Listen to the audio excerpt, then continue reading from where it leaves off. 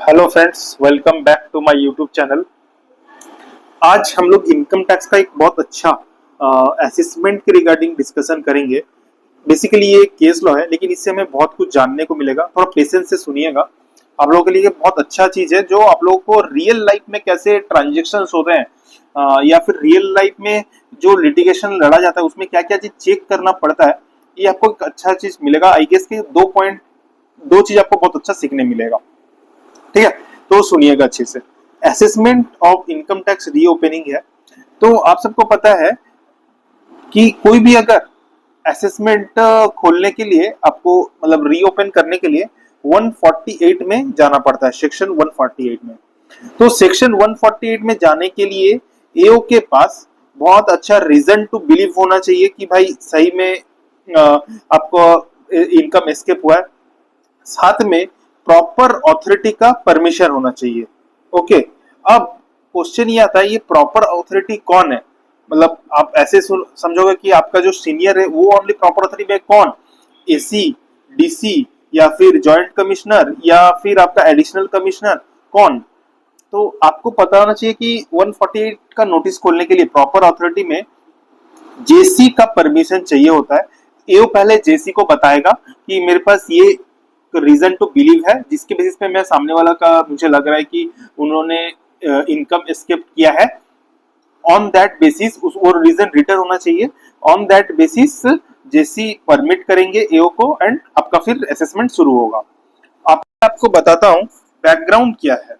क्या था ना, AO has initiated reassessment against the SSC citing an entity named Messrs Scale Limited, okay, and argued that the transactions were with मतलब SSC का ना एक ही entity है, बट उसने क्या किया, एक टाइम के बाद एंटिटी का नेम चेंज कर लिया। ठीक है, तो यहाँ पे था के कुशल लिमिटेड एंड बाद में आ गया कुशल ट्रेड लिंक लिमिटेड। ओके, तो इसी वजह से एक डिस्प्यूट रेस हुआ, या फिर एक एओ के मन में एक रेस हुआ कि यहाँ पे कोई ट्रांजेक्शन धांधली चल रहा है या फिर कोई बोगस ट्रांजेक्शन हुआ है। समझ रहे हैं? एसएससी ने जब मेसर्स के लिमिटेड में जो भी ट्रांजेक्शन हुआ है और मेसर्स के टी लिमिटेड, ठीक है, अपने ऐसे समझते हैं, तो जो भी ट्रांजेक्शन हुए हैं उसको ऐसे एओ समझ रहा था कि ये डबल है, एंड एक जो ट्रांजेक्शन है इसमें बोगस है। बोगस मींस इसको ऑपरेट किया गया है। तो एसएससी ने जो भी, बट एक ही ट्रांजेक्शन है, लेकिन नाम क्योंकि बाद में चेंज हो गया, यहाँ पे के लिमिटेड बाद में केटी लिमिटेड हो गया, तो एओ को लग रहा है नहीं, ये दो ट्रांजेक्शन है और दोनों पे टैक्स लगना चाहिए।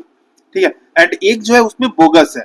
तो एसएससी ने जब डिक्लेयर किया अपना LTCG income and STCG income दोनों अपने रिटर्न में डिक्लेयर किए, लेकिन एओ को लग रहा है कि एलटीसीजी जो इनकम दिखाया गया है, सपोज करते हैं 50 लाख, ठीक है, ये बोगस है, अनएक्सप्लेन्ड मनी है, एंड इसे ऑपरेटर के थ्रू एक मतलब जानबूझ के ऑपरेट करके इसे एलटीसीजे में लाया गया है।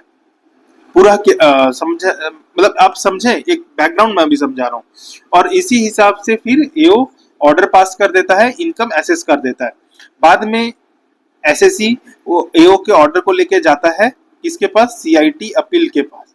सीआईटी अपील्स क्या करता है? एसएससी को रिलीफ देता है, एसएससी के बात को रिलीफ देता है और बोलता है कि एओ ने अपना एप्लीकेशन ऑफ माइंड नहीं लगाया है। बाद में फिर एओ ये ऑर्डर के अगेंस्ट में, सीआईटी अपील्स के अगेंस्ट में आईटीएटी जाता है। आईटीएटी बोलता है नहीं, एओ ने अपना एप्लीकेशन ऑफ माइंड किया है, एओ के पास रीजन टू बिलीव था। बट जो ऑर्डर पास करता है, रेस्ट ऑर्डर, कि ये मतलब 148 का नोटिस को वैलिड बताता है। ठीक है, एंड जो भी ऑर्डर पास किया है कि एओ ने जो इनकम का, एसएससी ने जो इनकम का एस्केप किया है, बोलते ये चीज सही नहीं है, लेकिन हाँ एओ नोटिस जो पास किया ये करेक्ट है। बट एसएससी के मतलब एसएससी के अगेंस्ट में एओ के पास कोई सॉलिड एविडेंस नहीं था, जिसके बेसिस पे एसएससी को रिलीफ मिल जाता है। तो मेरा यहाँ पे सेकंड जो यही चीज को लेके पूरा केस है। ठीक है, जैसे रीओपनिंग ऑफ सेक्शन 148 में बताता है, if the AO has a valid reason to believe income has escaped assessment, और mandatory to approval from competent authority that is JC, ठीक है। एंड कोर्ट फाइंडिंग्स करता है, मतलब आईटीएटी फाइंडिंग करता है कि the tribunal find the reopening to the case is valid, opening करना वैलिड है।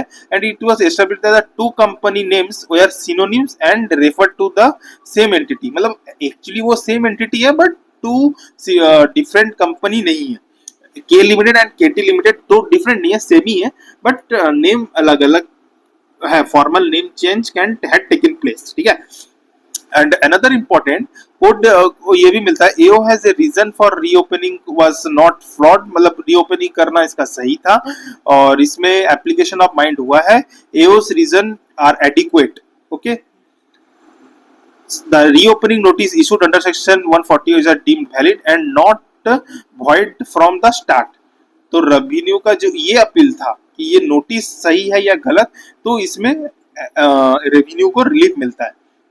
नाउ जो बात आता है एलटीसीजी या एचटीसीजी में जो बोगस दिखाया गया है, तो सेक्शन 69C बताता है अगर आपके पास unexplained income taxpayer failed to give satisfactory explanation, in that case उसे इनकम फ्रॉम अदर सोर्स मान के उसे ऐड किया जाएगा। बट तो अब मैं आपको बताता हूं कि ये बोगस एंट्री कैसे, एओ कैसे समझ रहा था कि ये बोगस एंट्री है। मैं इसीलिए let's discuss AO's allegation with example. Basically ये केस लॉ तो आप समझ ही गए होंगे, मेरे इतने देर मैंने जो बताया आपको, इससे तो आप समझ ही गए हैं कि क्या केस था। अब मैं समझा रहा हूं आपको कि एओ को क्यों लगता था कि ये अनएक्सप्लेन्ड मनी है या अनअकाउंटेड कैश है, ठीक है। ये चीज समझिए, सोचिए कि ए है, मिस्टर ए के पास 50 लाख रुपया अनअकाउंटेड मनी है या फिर ब्लैक मनी है, ठीक है, अनअकाउंटेड कैश है। अब ये इसको क्या करता है, कोई ऑपरेटर के पास जाएगा, ठीक है, ऑपरेटर के पास जाएगा और उसको 50 लाख रुपया देगा और कोई भी एक penny stock 50 lakh ABC limited, इसका शेयर प्राइस आज ₹10 है, ठीक है। तो ये शेयर 50 लाख रुपया का ये शेयर ए के डीमैट अकाउंट में परचेस कर लेगा, ठीक है। फिर ऑपरेटर क्या करेगा, ये शेयर को पंप करेगा, शेयर के प्राइस को पंप किया एंड पंप करते करते इसका प्राइस इंक्रीज हो जाएगा, शेयर प्राइस इंक्रीज हो जाने से अब ये 50 जो परचेस किया था, सोचिए कि 10 रुपया का जो है इसको 50 रुपया तक लेके आ जाएगा। समझे आप मेरा बात को, सामने वाला को कितना रिटर्न चाहिए, 50 लाख रुपया रिटर्न चाहिए, 50 लाख रुपया दिया, 50 लाख रुपया रिटर्न चाहिए, तो ये क्या करेगा, 1 लाख शेयर 10 रुपया का खरीद लेगा, ठीक है। बाद में क्या करेगा, ये शेयर 50 हो गया तो 1 लाख शेयर को फिर क्या करेगा, ये जब बेच दे लॉन्ग टर्म में बेच देगा। लॉन्ग टर्म में क्यों, लॉन्ग टर्म में आपका टैक्स रेट कमती है, ठीक है, टैक्स रेट कमती है। पहले आपको पता था कि 1 लाख तक छूट भी, 1.25 लाख तक छूट भी मिलता था, 10% था, अभी 12.5% विदाउट इंडेक्सेशन और 20% विद इंडेक्सेशन हो चुका है, आपको पता ही है। तो ये क्या करेगा, फिर ये को 1,50,000 रुपया पंप कर देगा शेयर का प्राइस ऑपरेटर, और ये शेयर ये बेच देगा मार्केट में। बेचने से इसको लॉन्ग टर्म कैपिटल गेन हुआ और ये जो 50 लाख रुपया इसका अनअकाउंटेड कैश था, ये चीज अब जब ऑपरेट हो चुका है पूरा, तो इसका ये अकाउंटेड कैश हो जाएगा। ये जो 10 से 40 का पंप हुआ है, इसी में इसका ब्लैक से व्हाइट हो जाता है। ये प्रैक्टिस चलता है, ये इलीगल प्रैक्टिस है नो डाउट, ठीक है। तो एओ को जो शक था, यही शक था कि पेनी स्टॉक में एबीसी कंपनी का पेनी स्टॉक खरीदा और 50 लाख रुपया ऑपरेटर को दिया, operator inflate the price of ABC limited और डीमैट अकाउंट में ये through his demat account and broker buys a large number of ABC limited share at very low price, और after the price has been inflated होने के बाद mister A sell the shares को sell कर देता है, ठीक है। But the transaction looks genuine on the stock exchange, ये ट्रांजेक्शन बहुत जेन्युइन लगेगा आपको देखने में।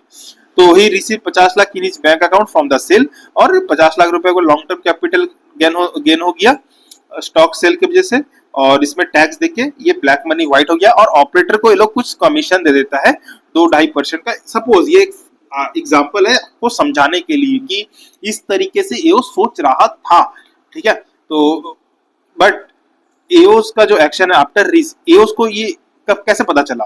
इन्वेस्टिगेशन विंग से उनको इंफॉर्मेशन मिला, transaction alleges that is not genuine investment, ठीक है। और mister AO the AO claims that intra transaction from the sale to purchase were pre-arranged and accommodation entry to help Mr. A convert his black money. Therefore, LTCG of rupees 50 lakh is not a real gain but a bogus gain. तो आपको समझ आया पूरा transaction कैसे operate किया जाता है, या फिर ये एक वन ऑफ द क्या बताएं आपको, ऐसे इस तरीके से ऑपरेट होता है मार्केट में, इस चीज आपको समझ आएगा एग्जांपल से। ओके, ये एक रियल लाइफ एग्जांपल मैं आपको इसीलिए दिया। तो एओ का जो एक्शन है वो आपको पता चल गया। अच्छा, फिर इसी चीज को एओ बता रहा था कि ये बोगस है, लेकिन एओ का जो बिलीफ है इसके लिए लैक ऑफ एविडेंस था। एओ के पास कोई बैकिंग नहीं है, ठीक है, लैक ऑफ एविडेंस। इसी वजह से, या फिर एसएससी ने सच में किया भी ना हो, जो भी है प्रूफ नहीं है इस एओ के इस बिलीफ का, तो इसी वजह से एसएससी को रिलीफ मिलता है कि नहीं, एसएससी के पास ऐसा कुछ देखा नहीं जा रहा है, एसएससी के पास सोर्स ऑफ इनकम का एक्सप्लेन्ड मनी है। The revenue argument that the transaction where mere accommodation was rejected by the tribunal. Instead, the court accepted the taxpayers' argument that the transaction were genuine investment activities siding with them due to lack of evidence presented by the revenue. समझे आप बात को? तो इसमें आपको क्या पता चला? सेक्शन 148 का नोटिस, सेक्शन 148 का जो नोटिस है वो कब सही है, रीओपनिंग करना सही है, वो कब सही है? एओ के पास रीजन टू बिलीव होना चाहिए, प्रॉपर अथॉरिटी का परमिशन होना चाहिए, तो ये चीज होना चाहिए। और आपको क्या पता चला कि भाई पेनी स्टॉक से मार्केट मैनिपुलेट करके ब्लैक मनी को कैसे व्हाइट होता है, वन ऑफ द ट्रांजेक्शन जो कि इलीगल है। ये चीज मैं ये समझाया हूं कि आपको ये केस समझ आए, इसीलिए ऐसा नहीं कि आप बाजार में जाकर करने लगो कि भाई वो वीडियो देखे था ऐसे हो, नहीं। एओ मतलब इनकम टैक्स या जीएसटी अभी बहुत स्ट्रिक्ट है, दे यूजिंग एआई। आप अभी कुछ भी करने जाओगे ना, वो आज नहीं तो कल पकड़ में आना ही है। अभी आपको पता नहीं चलेगा कि पकड़ में आए कि नहीं, लेकिन कुछ टाइम बाद ऐसा होना ही है कि पकड़ में आना ही है, क्योंकि क्या ना सब कुछ लिंक्ड है आजकल। ओके, तो वो तो आप अपना सावधानी बरतना ही है, बट ये समझाने के लिए मैंने एग्जाम्पल के तौर पे ये चीज लिया है। तो ये था एक इम्पोर्टेंट वीडियो आप लोगों के लिए। Thank you friend.